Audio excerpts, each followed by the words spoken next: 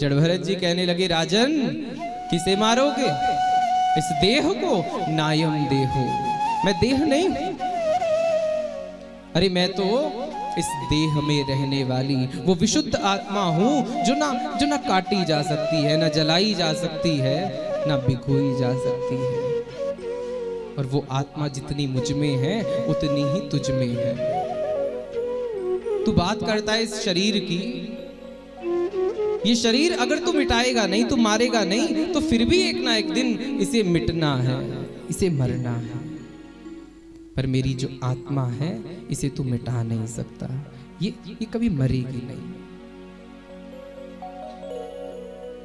ज्ञान भरे वचनों को सुना, डर नहीं लगता। अगर डर लगता है तो बस इसी बात से कि किसी संत का, किसी ब्राह्मण का मुझसे अपमान ना हो जाए, किसी भक्त का मुझसे अपमान ना हो जाए।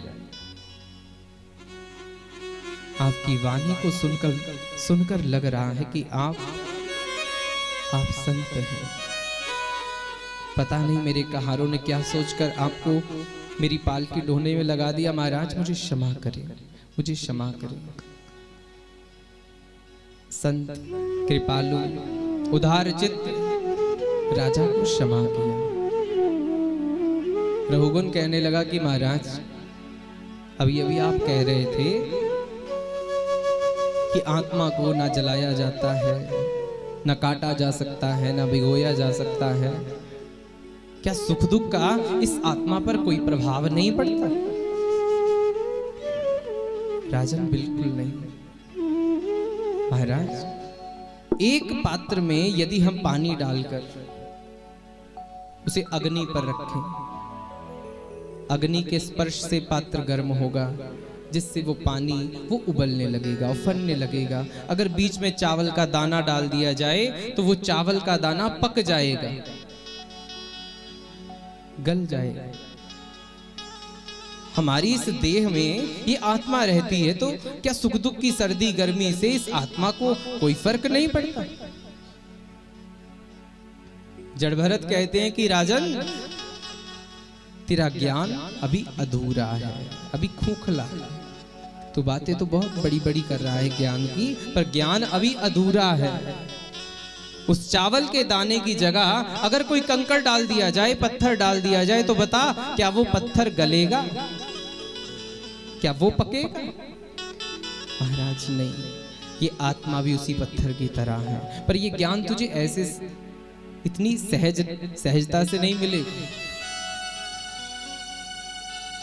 और ज्ञान के लिए ये भी नहीं कि बड़ी कड़कती सर्दी में ठंडे ठंडे पानी में कंठ पर्यंत खड़े होकर हम ज्ञान को प्राप्त कर ले। जब बहुत बहुत गर्मी पड़ रही है तो अपने आसपास अग्नि को जलाकर हम बीच में बैठे और ज्ञान प्राप्त हो जाए, नहीं।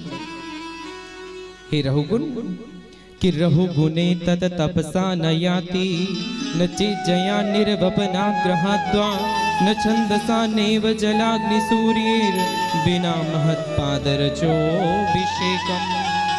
ज्ञान तब ही प्राप्त होगा बिना महत्पादरजोभिषेकम्, जब किसी संत सदगुरु की चरणों की धूल को तू अपने मस्तक पर धारण करेगा।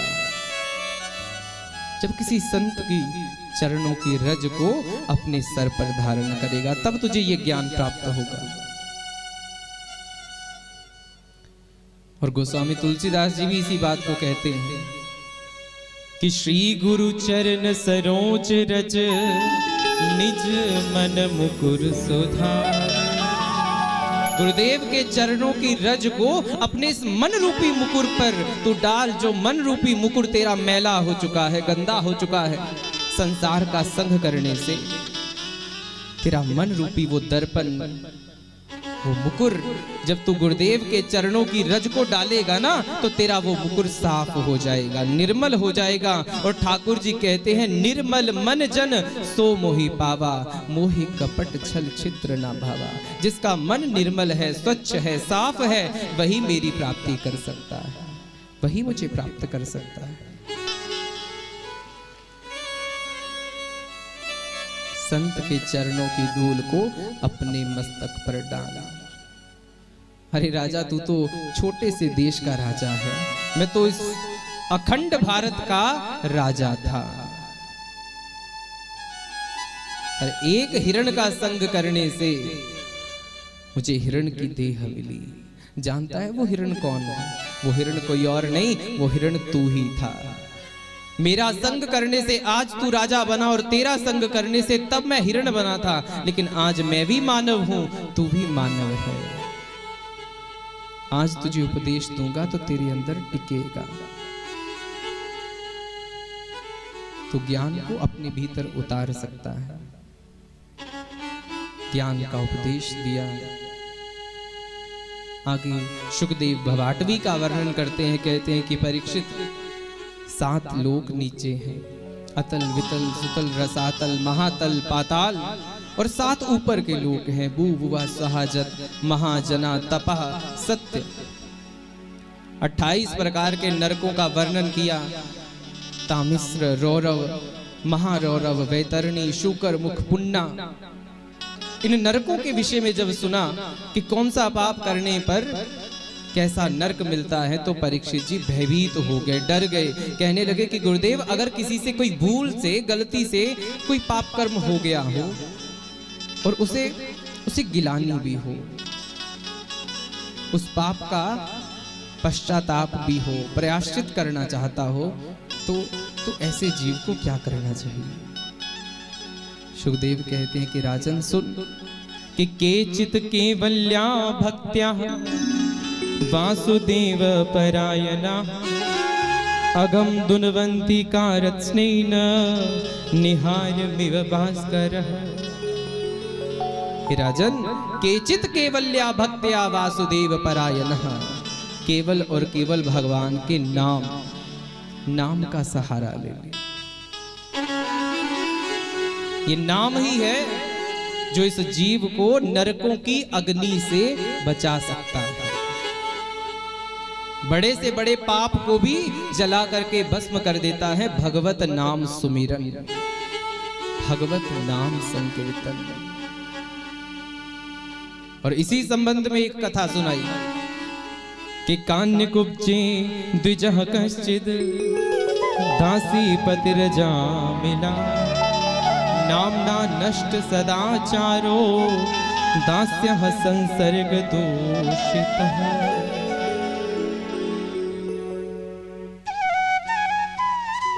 हे परीक्षित, कन्नौज में एक ब्राह्मण रहा करता था, नाम था अजामिल। पहले तो बड़ा विद्वान था, कर्मकांडी था, लेकिन एक दिन जंगल में समिधा लेने के लिए गया। एक शूद्र को वैश्या के संग रमन करता देख लिया। वो अश्लील दृश्य देखा तो इसका मन चलायमान हो गया, मन के भाव बिगड़ गए।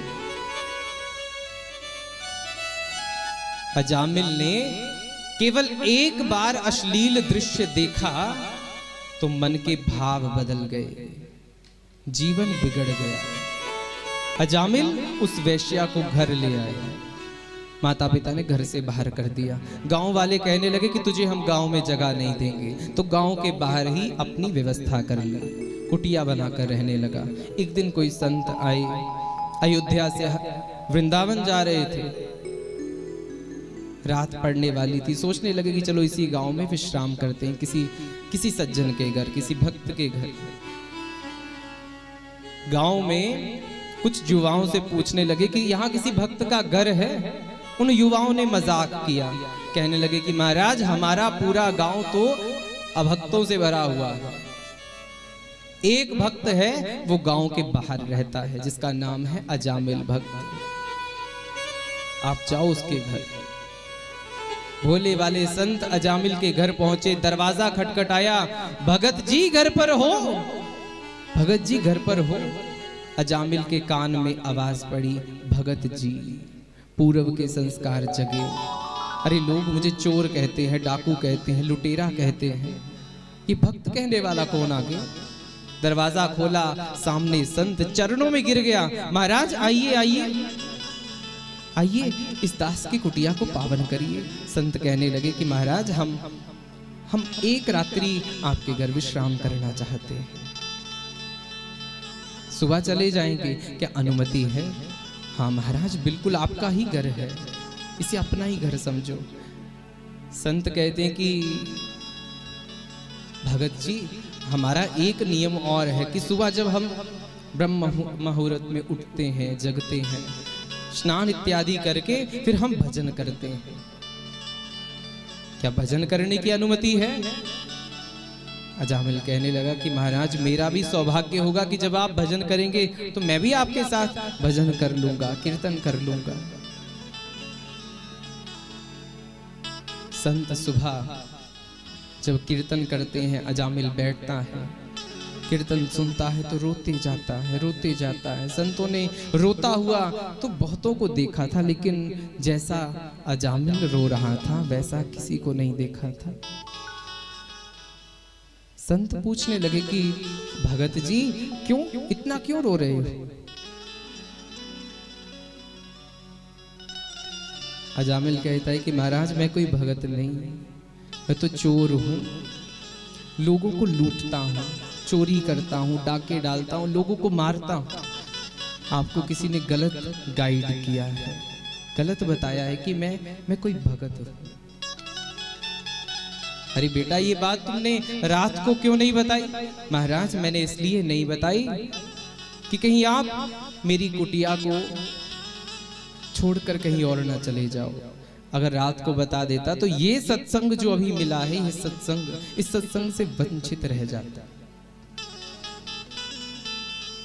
आप जो दंड देना चाहें दे सकते हैं, मुझे स्वीकार है।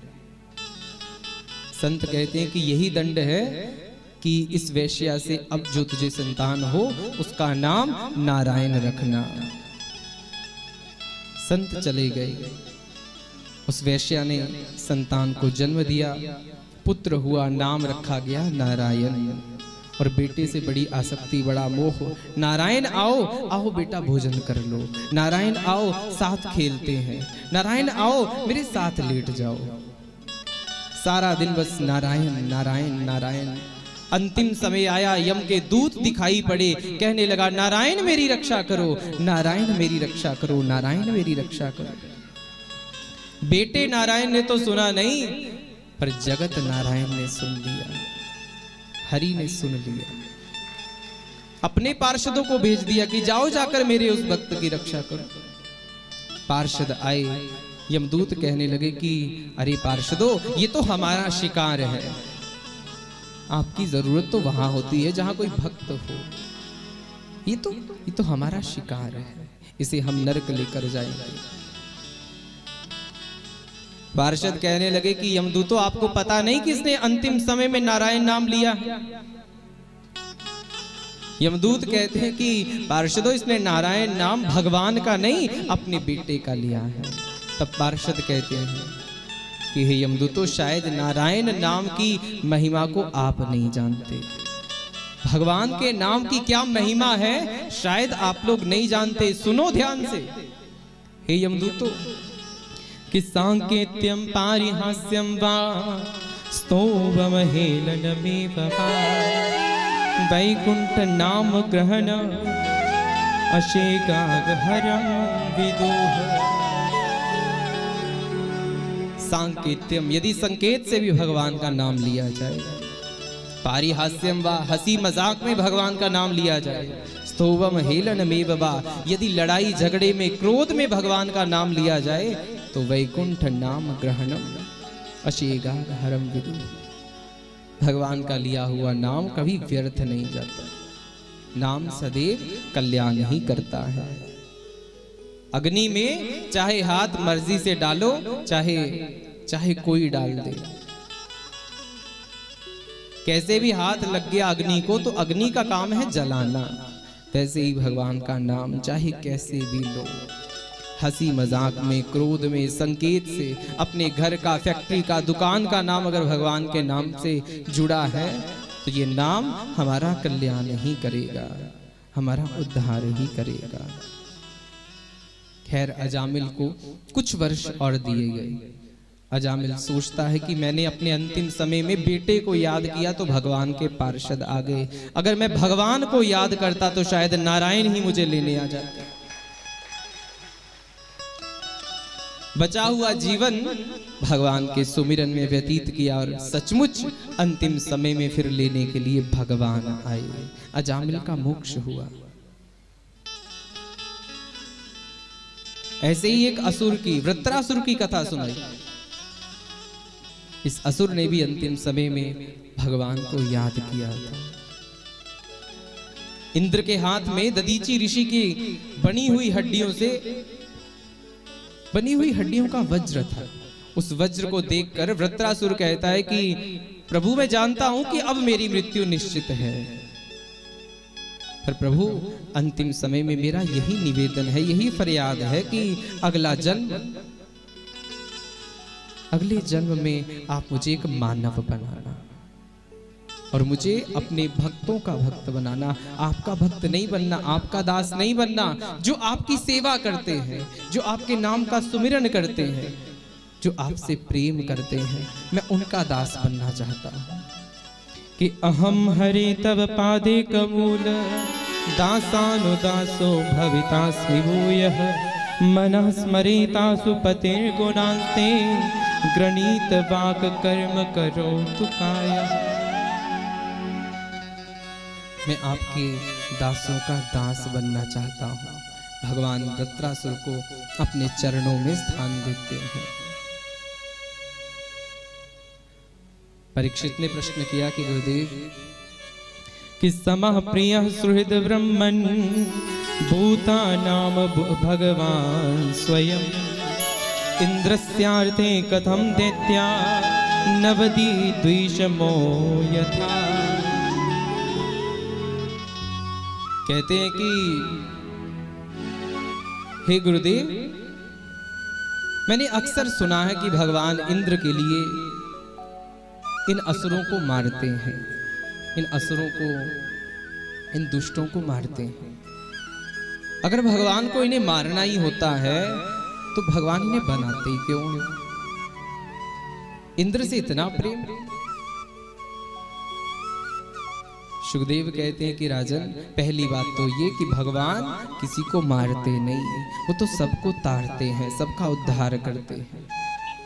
और दूसरा, उनकी कृपा यही नहीं कि केवल देवताओं पर ही है या केवल मानवों पर ही है, उनकी कृपा तो सब पर होती है।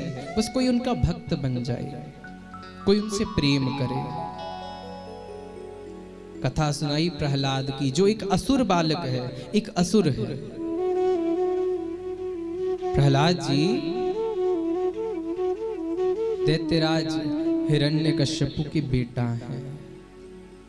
हिरण्यकश्यपु हिरण्याक्ष का भाई की मृत्यु के बाद विष्णु से शत्रुता मोल लेती, सोचता है कि ब्रह्मा की शक्ति को प्राप्त करके मैं विष्णु को मारूंगा। बड़ा कठोर इसने तप किया है। जब ये तप करने गया तो कयादु को इंद्र मारना चाहता था, पर नारद जी ने रक्षा करी।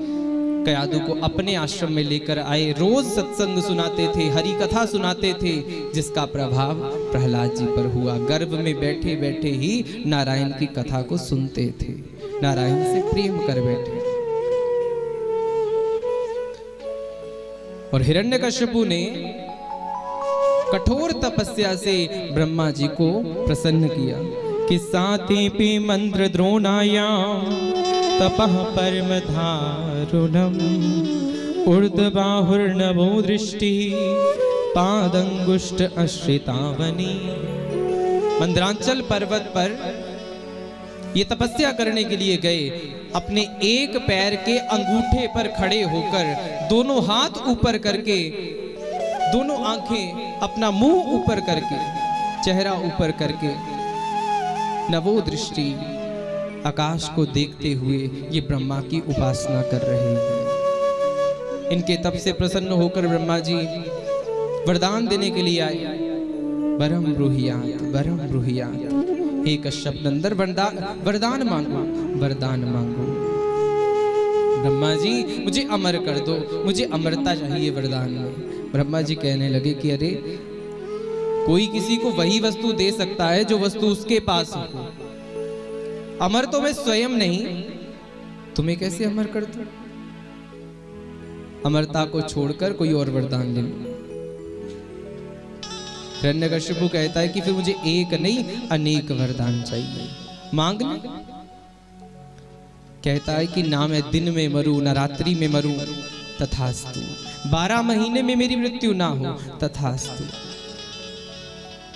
ना अस्त्र से ना शस्त्र से मरूं, तथास्तु। ना घर के भीतर मरूं ना घर के बाहर मरूं, तथास्तु। ना मैं नर से मरूं ना पशु से मरूं, तथास्तु। ना मैं धरती में मरूं ना मैं आकाश में मरूं, तथास्तु। अनेक वरदान ले लिए, सोचने लगा अब तो मैं अमर हो गया। ब्रह्मा की शक्ति को पाकर के बड़ा उपद्रव किया, मंदिर तुड़वा दिए जहां कहीं वेदों की गर्जना होती थी, वेद मंत्र जहां पर पढ़े जाते थे, हवन होता था, यज्ञ होता था, संतों को ब्राह्मणों को मरवा दिया करता था। अगर पूजा करनी है तो मेरी करो और कोई दूसरा भगवान नहीं। पर इसे क्या पता था कि भगवान का सबसे बड़ा भक्त तो इसी के घर पैदा हुआ है, प्रहलाद। प्रहलाद जी कभी लगता कि ठाकुर जी मेरे पास हैं तो बड़ा हंसने लगते जोर जोर से, कभी लगता कि नहीं नहीं मुझसे बहुत दूर हैं तो रोने लगते हैं। पागलों जैसी दशा है। मैं घनश्याम को देखता जा रहा हूँ, मैं घनश्याम को देखता जा रहा हूँ, मैं घनश्याम को देखता जा रहा हूँ, मैं घनश्याम को देखता जा रहा हूँ, मैं घनश्याम को देखता जा रहा हूँ, मैं घनश्याम को देखता जा रहा हूँ, उसी की झलक पे मिटा जा रहा हूँ, उसी की झलक पे मिटा जा रहा हूँ, मैं घनश्याम को देखता जा रहा हूँ, मैं घनश्याम को देखता जा रहा हूँ।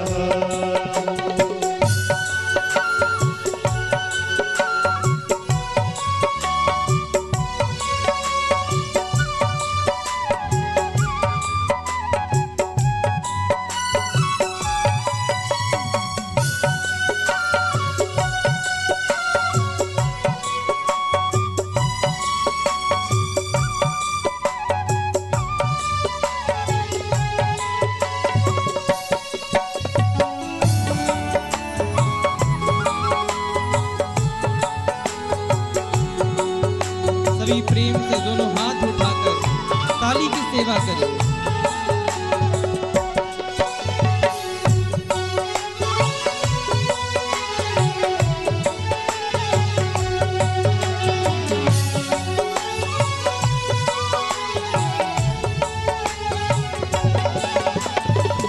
लुटाता है वो मैं लुटा जा रहा हूँ, लुटाता है वो मैं लुटा जा रहा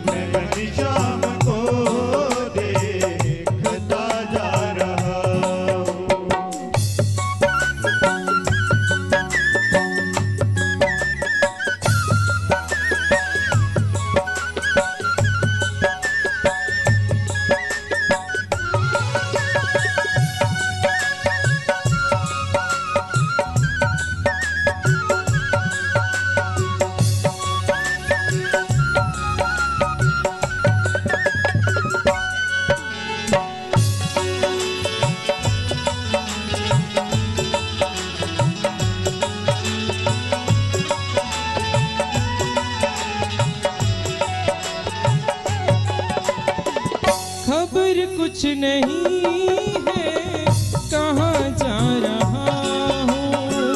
खबर कुछ नहीं है, कहाँ जा रहा हूँ। खबर कुछ नहीं है, कहाँ जा रहा हूँ। खबर कुछ नहीं है, कहाँ जा रहा हूँ। खबर कुछ नहीं है, कहाँ जा रहा हूँ। खबर कुछ नहीं है, कहाँ जा रहा हूँ। बुलाता है वो, मैं चला जा रहा हूँ। बुलाता है वो, मैं चला जा रहा हूँ। मैं घनश्याम को देखता जा रहा हूँ। मैं घनश्याम को देखता जा रहा हूँ।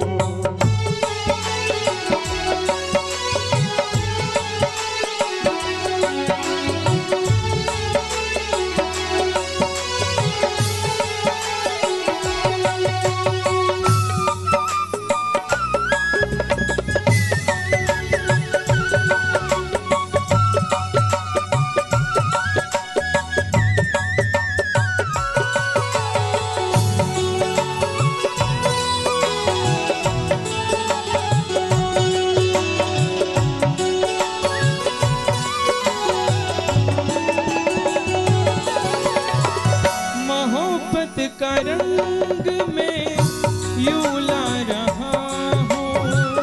मोहब्बत का रंग मैं यूं ला रहा हूँ। मोहब्बत का रंग में यूं ला रहा हूँ। मोहब्बत का रंग मैं यूं ला रहा हूँ। मोहब्बत का रंग में यूं ला रहा हूँ। मोहब्बत का रंग मैं यूं ला रहा हूँ। निगाहों में उसकी समा जा रहा हूँ। निगाहों में उसकी समा जा रहा हूँ। मैं घनश्याम को देखता